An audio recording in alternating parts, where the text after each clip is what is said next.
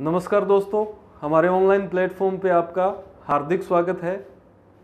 उम्मीद करता हूँ सारे स्वस्थ होंगे, अच्छे से पढ़ाई कर रहे होंगे और आगे भी करते रहना, क्योंकि हमें लक्ष्य प्राप्ति तक रुकना नहीं है। ठीक है मित्रों, आज आपके लिए मैं रिप्रोडक्शन जो चैप्टर है हमारे human and plant reproduction in flowering plant, उनकी क्विज लेकर आया हूं और इस क्विज के माध्यम से पूरा का पूरा टॉपिक सॉल्व करने का हम प्रयास करेंगे, ताकि आपको जितने भी कंटेंट्स आपकी बुक में हैं हम उन सब को कवर कर लें। हो सकता है ये जो टॉपिक है, ये जो क्विज है, ये मैंने एग्जिस्टिंग पहले आपसे कभी टेस्ट ले लिया हो, पर अब आपको विद्या पढ़ाई की कसम लगेगी उस टेस्ट को दोबारा देखा था। बुक आप पढ़ सकते हैं, टेस्ट नहीं देखना है और इसी क्विज को सॉल्व करना है। आगे जितनी भी ये क्विज आएंगी रिप्रोडक्शन वाली, आपको तब तक वो एक पेपर नहीं देखने हैं। हमारे साथ और भी ऐसे बहुत सारे स्टूडेंट हैं जिन्होंने वो टेस्ट नहीं दिया है, उनके लिए ये महत्वपूर्ण है, तो ध्यान रखना है, वो टेस्ट नहीं देखना है। इस क्विज में पूरा का पूरा पार्टिसिपेशन आपको करना है। चलते हैं, मैं आज आपके लिए कौन कौन से क्वेश्चन लाया हूँ। दोहरा निषेचन होता है, दोहरा निषेचन होता है, बहुत ही शानदार क्वेश्चन और जेट में पूछा गया क्वेश्चन है भी, जेट, और इन फ्यूचर भी आ सकता है, आईसीआर में आ सकता है, बीएचयू में आ सकता है। पहले तो ये देखो दोहरा निषेचन होता है क्या बच्चों। दोहरा निषेचन क्या होता है? Double fertilisation, double fertilisation, double fertilisation. अब डबल फर्टिलाइजेशन में किन किन का, पहले तो डबल फर्टिलाइजेशन क्या होता है देखो जब ये मेल गैमेटोफाइट है, इसमें मैंने आपको बताया भी इस प्रकार से कोशिकाएं अरेंज्ड रहती हैं। फीमेल गैमेटोफाइट, ये अंडाणु कोशिका है अभी, एग सेल, ठीक है, ये ध्रुवीय कोशिका है और ये चलाजा कोशिकाएं हैं।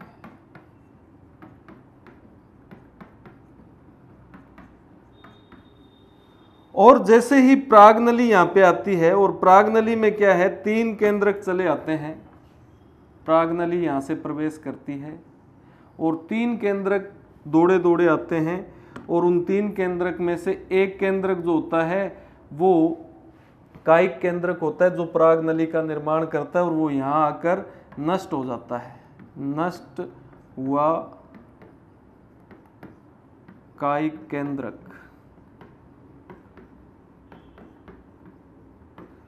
वेजिटेटिव न्यूक्लियस जो है वो डिस्ट्रॉय हो जाता है, परंतु उसके पीछे 2 केंद्रक और चले आते हैं भी, और ये दोनों नर युग्मक होते हैं। क्या होते हैं? नर युग्मक, मेल गैमीट। और ये दोनों के दोनों फर्टिलाइज होते हैं, एक तो इसके साथ, तो यहाँ पे 2 केंद्रक हो जाएंगे, और दूसरा केंद्रक इनके साथ, जो ये हमारी सेंट्रल सेल है, इसके जो 2 पोलर न्यूक्लियाई हैं, ध्रुवीय केंद्रक है, उनके साथ। तो यहाँ पे देखो, एक तो यहाँ फर्टिलाइजेशन हुआ और एक इस एग सेल के साथ फर्टिलाइजेशन हुआ, तो 2 बार निषेचन हुआ, और 2 बार निषेचन होने के कारण इस प्रोसेस को हम बोलते हैं क्या बच्चों? Double fertilisation. Double fertilisation. जिन्होंने ऑलरेडी ये चैप्टर पढ़ रखा है तो वो ध्यान रखें, इस प्रकार से ये 2 मेल गैमीट्स जो हैं वो फर्टिलाइज होते हैं, एक तो एग सेल के साथ, अंडाणु कोशिका के साथ, और एक इस पोलर जो न्यूक्लियाई हैं यहाँ पे आके फर्टिलाइज हो जाता है। तो यहाँ पे 3 कोशिकाएं हो गई, 3 सेल्स, 3 केंद्रक यहाँ पे आ गए, 3 केंद्रक, सॉरी, ठीक है। तो ये है दोहरा निषेचन, डबल फर्टिलाइजेशन। अब हम देखते हैं हमारा क्वेश्चन क्या कहता है। अभी दोहरा निषेचन होता है, देखो, ध्रुवीय केंद्रक और चलाजा कोशिका में, नहीं जी, रॉन्ग आंसर। अभी हमने देखा डायग्राम में। अंड कोशिका व चलाजा कोशिका में, नहीं जी, ये भी रॉन्ग है। सभी में, ये तो फिर रॉन्ग हो ही गया। तो देखो, अंड कोशिका यानी egg cell plus polar nuclei, ध्रुवीय केंद्रकों के बीच में निषेचन होता है तो इसे हम क्या बोलते हैं, दोहरा निषेचन। और ये मैंने पहले आपसे पूछ लिया है ऑलरेडी, यह एंजियोस्पर्म की विशेषता है। एंजियोस्पर्म यानी आवर्तबीजी की मुख्य विशेषता है भाई, ऐसा और किसी में नहीं पाया जाता है, मुख्य विशेषता है। ठीक है, तो ये हो गया हमारा एक क्वेश्चन सोल्व। आगे चलते हैं नेक्स्ट क्वेश्चन पर भाई।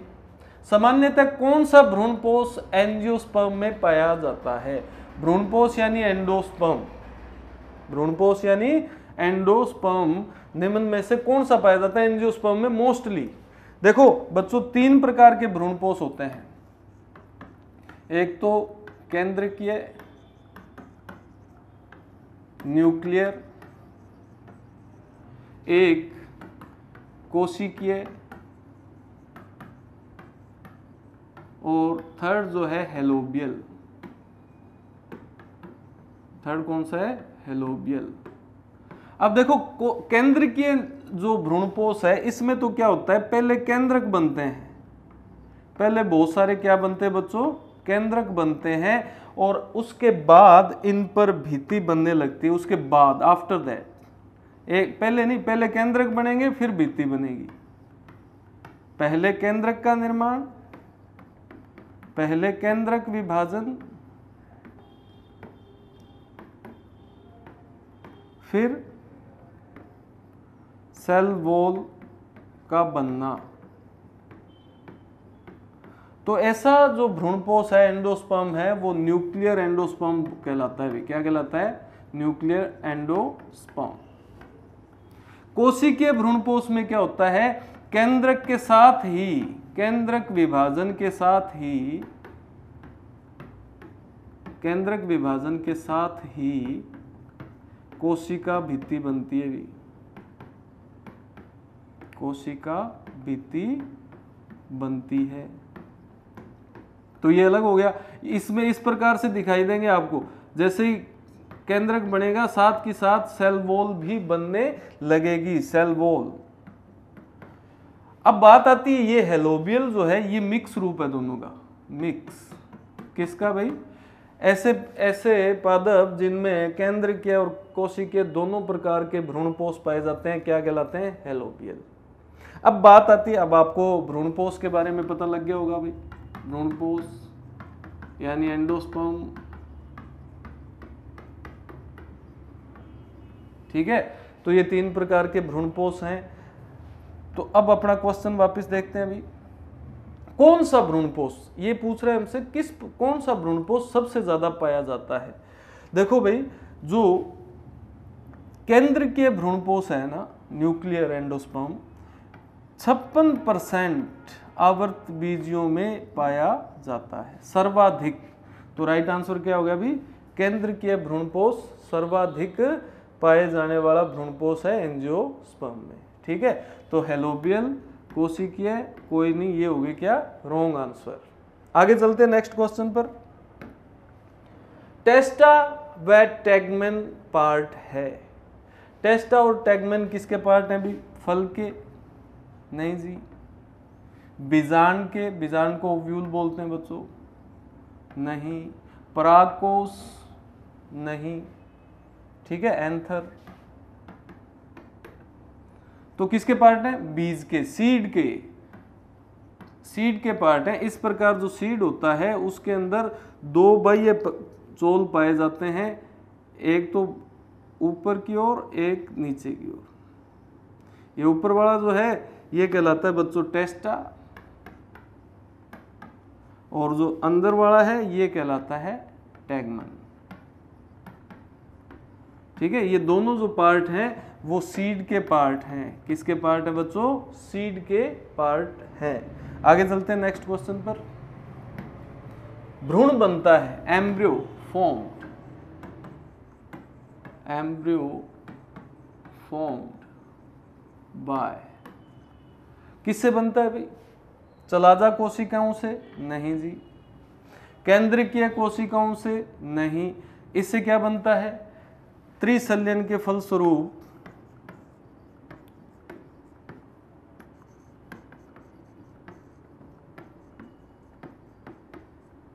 भ्रूणपोष बनता है, भ्रूणपोष बनता है। ट्रिपल फ्यूजन, ट्रिपल फ्यूजन अभी मैंने बताया था आपको, इस प्रकार से केंद्र के ये न्यूक्लियस होते हैं, यहाँ पे 3 केंद्रक हो जाते हैं डबल फर्टिलाइजेशन के कारण, एक तो एग सेल के साथ और एक ये ध्रुवीय केंद्रक जो है इनके साथ तीसरा केंद्रक आ जाता है। तो इस प्रोसेस को हम ट्रिपल फ्यूजन बोलते हैं। अभी क्या बोलते हैं? Triple fusion. ये भी एंजियोस्पर्म की एक खासियत है। तो केंद्रकीय कोशिका से तो भ्रूणपोष बनता है, चलाजा कोशिकाओं से कुछ नहीं बनता, ये आगे आएगी क्लास में, इनका रोल क्या है, फंक्शंस क्या है। तो ये एग सेल जो है ना, एग सेल तो अंडाणु कोशिका के एग सेल में निषेचन के बाद यानी फर्टिलाइजेशन के बाद, निषेचन के बाद भ्रूण बनता है, भी भ्रूण बनता है। तो इसका राइट आंसर क्या हो जाएगा बच्चों? Egg cell. राइट आंसर क्या हो जाएगा? Egg cell. तो ये था हमारा 4th क्वेश्चन। आगे चलते हैं 5th क्वेश्चन पर भाई। भ्रूणपोषी एल्बुमिनस बीज। देखो 2 प्रकार के सीड होते हैं, एक तो एल्बुमिनस,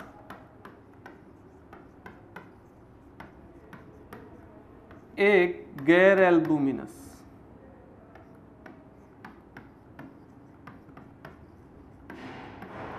या एक्स एल्बुमिनस भी हम इनको कह सकते हैं। एल्बुमिनस की क्या खासियत है भाई? एल्बुमिनस की क्या खासियत है? यानी जिनमें भ्रूण परिवर्धन एम्ब्रियोजेनेसिस, भ्रूण परिवर्धन के बाद भी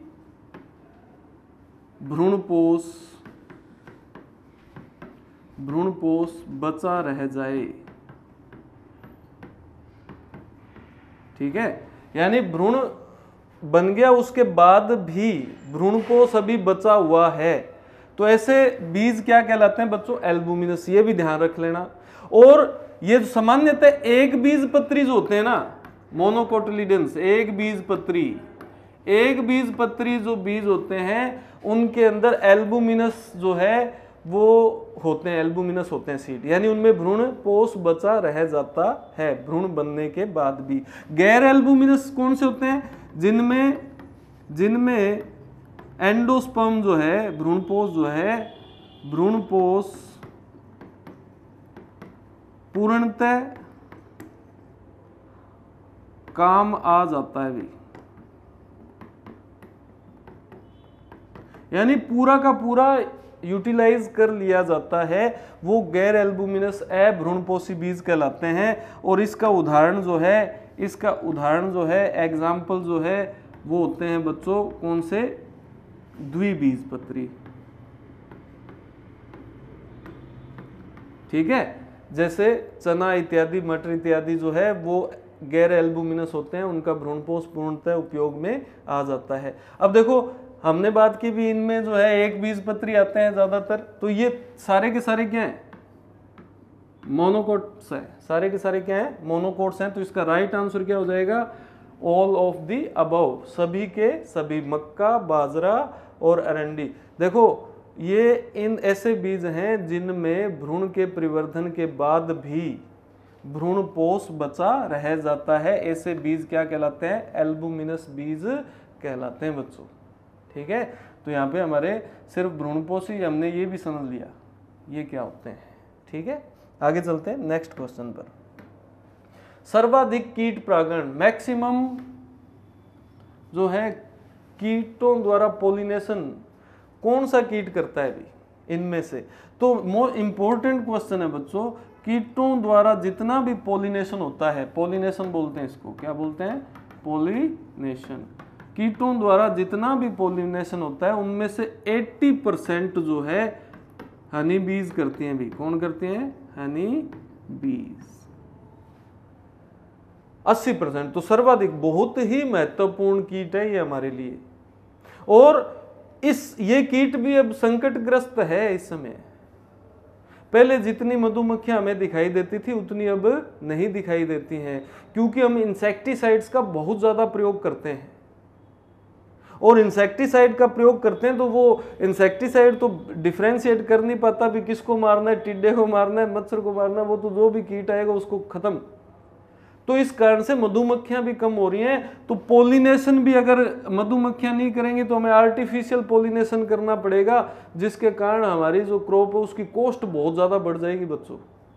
इसलिए सभी जीवों को बचाना जरूरी है, जैव विविधता को बचाना बहुत जरूरी है मनुष्य के लिए, अन्यथा ये महामारियां आती ही रहेंगी, कभी खत्म नहीं होंगी, मनुष्य ही खत्म हो जाएगा एक दिन।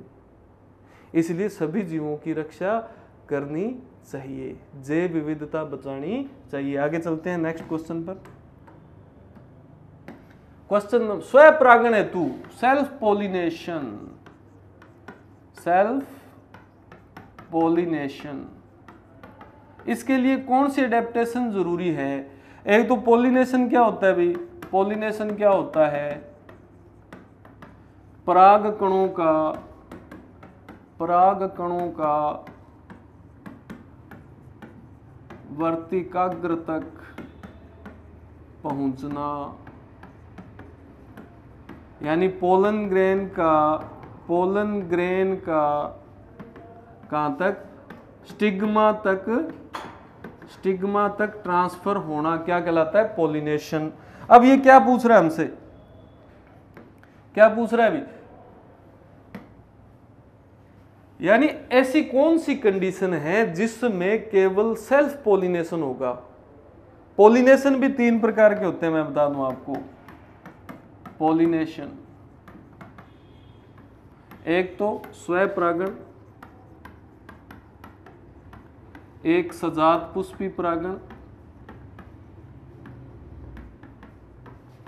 और एक परपरागण, सेल्फ, ठीक है। ये होता है गिटेनोगेमी,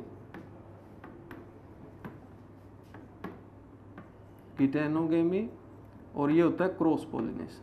देखो, अगर एक ही पुष्प के पराग कण उसी पुष्प की वर्तिकाग्र तक जाएंगे तो वो सेल्फ पोलिनेशन होगा। अगर एक पौधे के पराग कण उसी जाति के दूसरे पौधे के वर्तिकाग्र तक जाएंगे तो वो क्या हो गया? क्रॉस हो गया। अगर पौधा एक ही है, पुष्प 2 है, और इस पुष्प के परागकण दूसरे पुष्प तक जाएंगे तो वो सजात पुष्पी हो गया। तो 3 प्रकार के परागण पाए जाते हैं। अब ये हमसे पूछ रहा है भी सेल्फ पोलिनेशन होना चाहिए तो कौन सी कंडीशन जरूरी है? भिन्न काल परिपक्वता होगी तो भाई क्रॉस पोलिनेशन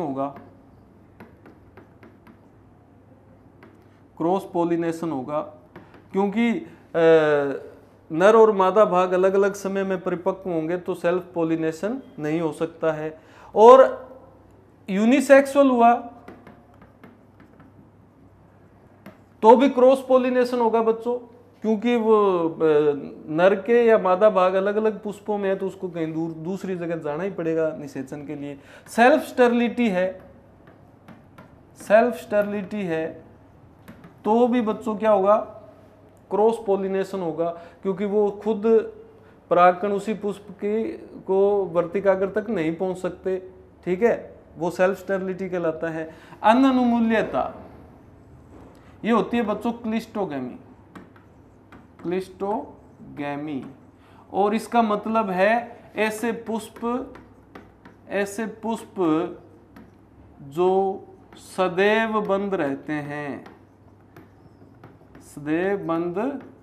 हैं, रिमेन क्लोज्ड, हमेशा बंद रहते हैं। अब बंद रहेंगे तो बाहर से तो कोई आ नहीं सकता, बाहर से नहीं आएगा तो उसमें कौन सा होगा? सेल्फ पोलिनेशन ही होगा। ये तीनों ऑप्शन हमारे क्या हो गए? गलत हो गए, ठीक है।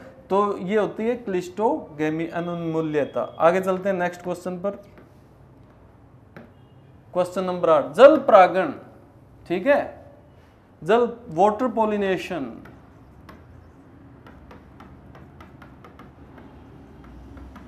या हाइड्रोफिली, तो इनमें से किस में होता है अभी? ये तो सारे के सारे जो हैं स्थलीय पादप हैं, तो ये तो रोंग हो गए। तो जोस्टेरा जो है इसके अंदर जल परागण होता है और अधोजल परागण होता है।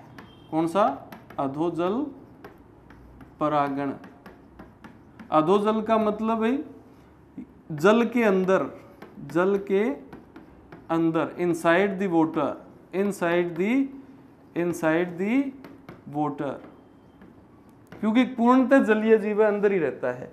एक होता है अधिजल परागण, अधिजल, ठीक है। अधिजल परागण जो होता है इसमें क्या है, जल की सतह पर होता है भी, जल की सतह पर, surface of the water, surface of the water. अगर ऐसा पॉलिनेशन है तो वो अधिजल है, एफी हाइड्रोफिली, ठीक है। और जल के अंदर हो रहा है तो वो अधोजल है, ठीक है। तो इसका एग्जाम्पल राइट आंसर क्या हो गया? जोस्टेरा। आगे चलते हैं 9वें क्वेश्चन पर। एक बीज में एक से अधिक भ्रूण का बनना, मोर देन वन एम्ब्रियो, क्या कहलाएगा? अभी अनिषेक बीज था? नहीं जी। बिना निषेचन के बीज बनना, बिना निषेचन के बीज बनना क्या कहलाता है? अनिषेक बीज था। असंग जनन यानी ऐसा जनन जिसमें लैंगिक जनन को अन्य विधि से किया जाए, बिना मियोसिस, बिना अर्धसूत्री विभाजन और निषेचन के, तो वो हो गया असंग जनन। कोई नहीं तो हो ही नहीं सकता, तो ये दोनों ही गलत हो गए। तो बच कौन गया अभी? बहुभ्रूणता, पॉली एम्ब्रॉयनी, ठीक है, पॉली एम्ब्रॉयनी। ऐसे भी हमें बीज मिलते हैं जिनमें एक से ज्यादा फल मिलते हैं, जिनमें बहुत सारे भ्रूण होते हैं। आगे चलते हैं नेक्स्ट क्वेश्चन पर। किसी 5 जोड़ी, 5 जोड़ी मतलब टोटल गुणसूत्र कितने हो गए बच्चों? 10। 5 जोड़ी गुणसूत्र वाले एंजियोस्पर्म में अनिषेचित यानी अभी फर्टिलाइजेशन नहीं हुआ है, तो उसके भ्रूण कोष में केंद्रकों की संख्या पूछिए। भी भ्रूण कोष में देखो 3 इस प्रकार की स्ट्रक्चर पाई जाती है और 8 केंद्रक होते हैं। अभी निषेचन नहीं हुआ। और आपको पता है भी ये संरचना जो है अर्धसूत्री विभाजन के बाद ही बनती है। अर्धसूत्री विभाजन होने के बाद गुणसूत्रों की संख्या आधी रह जाती है। तो 10 है तो इसमें इनमें कितने हुए भी? 5 5 5 5 कितने हो गए? 3 2 5 3 8 8 5 40। ये राइट आंसर क्या हो गया? 40। इस प्रकार के भी क्वेश्चन, वैल्यू बेस्ड क्वेश्चन भी आ सकते हैं। आगे चलते हैं 11वें क्वेश्चन पर। द्विबीजपत्री परागकोश में पराग केंद्रकों का विन्यास होता है। परागकोश की जगह भी भ्रूणकोश, एम्ब्रियो सेक की बात कर रहे हैं। किसकी बात कर रहा है? Embryo sac. तो एम्ब्रियो सेक में आपको पता है विन्यास क्या होगा भाई? 3 2 3। केंद्रकों का विन्यास क्या होगा? 3 चला जा, 2 केंद्रीय और 3 एग सेल और सहायक कोशिकाएं। तो इनमें से 3 2 3 वाला ऑप्शन कौन सा है? ये है, ठीक है। बड़ा इजी सा क्वेश्चन था, परंतु जिसने ढंग से नहीं समझा वो नहीं कर पा सकता है भी। आगे चलते हैं नेक्स्ट क्वेश्चन पर। 12वां। किसी एक पुष्प के परागकणों का उसी पुष्प, अभी मैंने बताया, अभी डायग्राम में बताया, ये देखो ये बात कर रहा है। कहता है इसके परागकण इसी में आ रहे हैं तो कौन सा होगा? क्या कहलाएगा भाई? सजात पुष्पी। अभी बात की थी ना हमने, सजात पुष्पी, क्लिस्टोगैमी, क्लिस्टोगैमी, ये हमने ऑलरेडी डिस्कस कर लिया है। आगे चलते हैं, लास्ट क्वेश्चन है भी हमारा। वायु परागण, विंड पॉलिनेशन सामान्यतः किस में पाया जाता है भी? तो वायु परागण जो है घास का एक विशेष गुण है, ग्रास का, ठीक है। इनके अंदर वायु द्वारा ही परागकण एक दूसरे पौधे में, फूलों में स्थानांतरित हो जाते हैं और निथोफिली बोलते हैं इसको, सॉरी विंड पॉलिनेशन एरेनोफिली बोलते हैं। तो राइट आंसर क्या हो गया अभी? ग्रास। ठीक है मित्रों, उम्मीद करता हूँ आज की ये क्विज आपके लिए ज्ञानवर्धक रही होगी। नेक्स्ट क्लास में नेक्स्ट क्विज के साथ मिलेंगे। तब तक के लिए धन्यवाद, नमस्कार।